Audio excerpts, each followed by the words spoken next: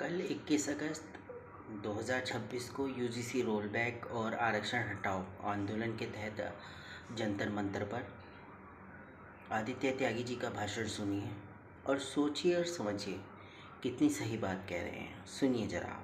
माफ करिएगा, 10 सेकंड से ज्यादा और समय नहीं लूंगा।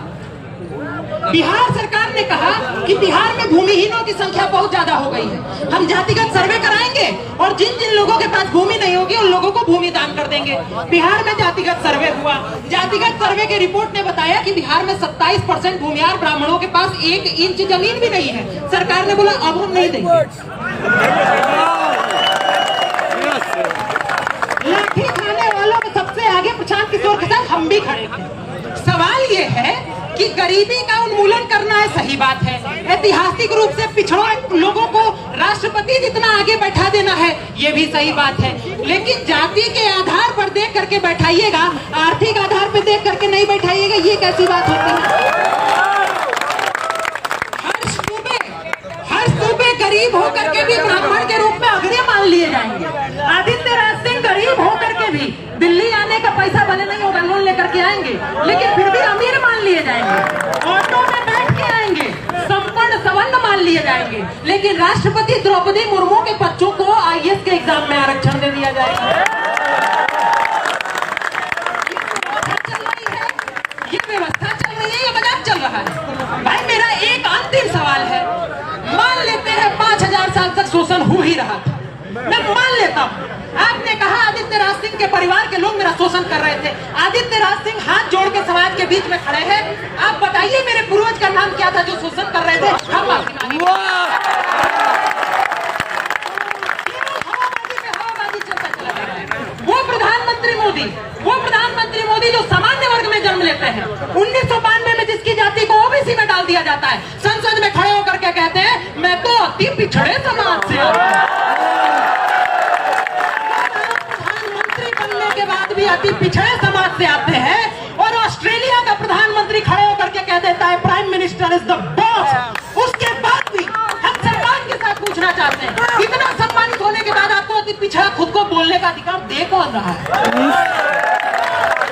आप एक व्यक्ति नहीं थे, आप हमारे प्रधानमंत्री थे। जब हमने आपको पिछड़ा नहीं माना तो आपने अपने आप को पिछड़ा कैसे मान लिया? सवालों पे कोई बात ही नहीं कर रहा है। इन सवालों पे कोई बात ही नहीं कर रहा है। हर दुबे ने कह दिया, आदित्य राज सिंह ने कह दिया कि भाई आर्थिक आधार पे आरक्षण दे दीजिए। कह रहे हमारा हक छीनना चाह रहे हो। मेरे भाई तुम 90% हो इस देश में, तो तुम ही दावा करते हो। तो अगर आदित्य राज सिंह और हर दुबे कह रहे हैं कि 50% आरक्षण तुम आर्थिक आधार पे दे ही दो, तो रेशियो के हिसाब से भी 80% तुम्ही को मिलेगा। तो हमको मिल रहा है कि तुम्ही को ज्यादा मिलने वाला है। अभी तो आईएएस के परिवार वाले पूरा लेके चले जा रहे हो, तुमको सही लगता है? वालों की कोई बात ही नहीं करना चाहता। लेकिन अभी मैं इतना बोल रहा हूँ, इसके बाद कहा जाएगा कि तो जातिवादी शोषक है, यूजीसी का कानून कहता है। इसके ऊपर भी आवाज होनी चाहिए थी, पहुंचनी चाहिए। दिल्ली में बैठे हुए हैं हम लोग। सरकार कहती है किसी ने अपनी माई का दूध नहीं पिया है। ये एनडीए की सरकार है। आरक्षण कोई हटवा के नहीं देख सकता, आरक्षण पे बात नहीं कर सकता। तो आदित्य राज सिंह अपने पूर्वजों के योगदान की सौगंध खा के कहते हैं 1 महीने पहले दूध मुंह बच्चों ने हलक में हाथ डाल के इस्तीफा।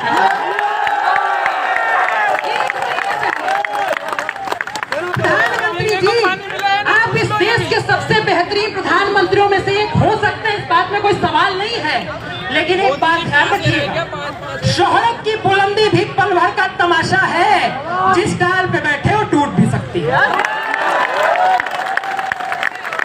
ध्यान रखें, एक छोटी सी मांग को लेकर के हम लोग यहाँ आए हैं। हमारा देश है। आप कह रहे हैं 5000 साल तक तुम ही राजा हुआ करते थे।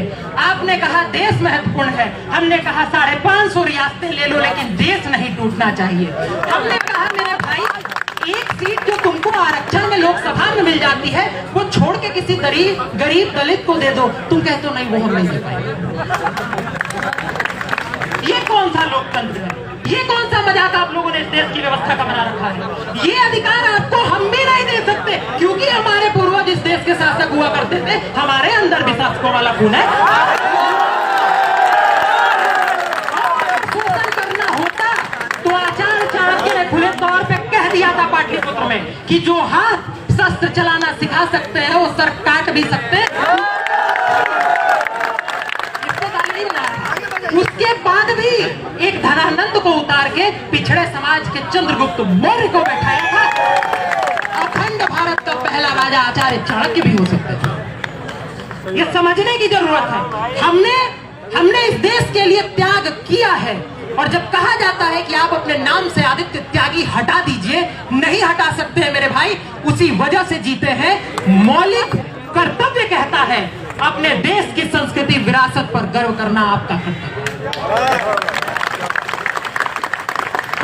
ध्यान रखिएगा, किसी को घमंड नहीं होना चाहिए। इंदिरा जी को हुआ था, Indira is India, India is Indira, तोड़ दिया गया। हमारे आपके पूर्वज ही वहां भी मौजूद थे। बिल्कुल सही कहा है मोदी जी। जब आप 1992 तक सामान्य वर्ग में थे और बाद में आप ओबीसी में आ गए, और आप प्रदेश के मुख्यमंत्री रहे 15 साल, और फिर देश के प्रधानमंत्री रहने के बाद भी आप अगर ये कहते हैं कि मैं अति पिछड़े वर्ग से आता हूँ, और पिछड़े हैं आप, अब भी पिछड़े हैं, तो फिर तो आपकी कार्यकारिणी पर ही शक होता है कि आप आज तक अपने आप को नहीं सुधार पाए, तो आगे वाले पिछड़े वर्गों को कैसे सुधारेंगे। शर्म आनी चाहिए। आप एक देश का प्रतिनिधित्व करते हैं, उसमें आपको ये कहने का हक नहीं है कि आप पिछड़ी जनजाति से आते हैं, पिछड़े SC ST OBC से आते हैं। आप इस देश के प्रतिनिधित्व करने वाले हैं और हम सब के राजा हैं। अगर आप इन उपलब्धियों पे बैठने के बाद भी अपने आप को पिछड़ा मानते हैं, तो थू है तुम पर। भैया अब तो डूब ही मरो, अगर तुम नहीं सुधर सकते तो।